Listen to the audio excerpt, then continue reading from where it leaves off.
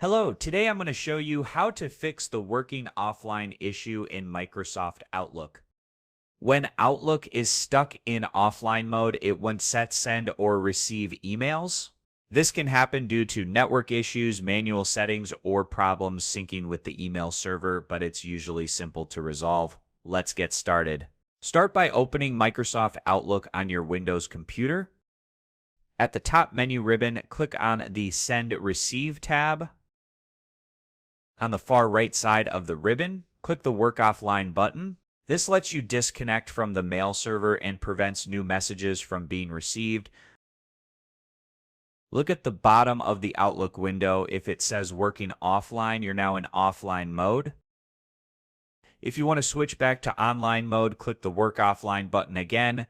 The status will change to connected and your emails will resume syncing.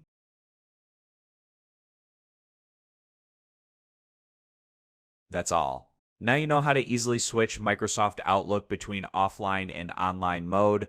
Thank you for following along. I hope this tutorial helped you out. See ya in the next guide. Take care and goodbye.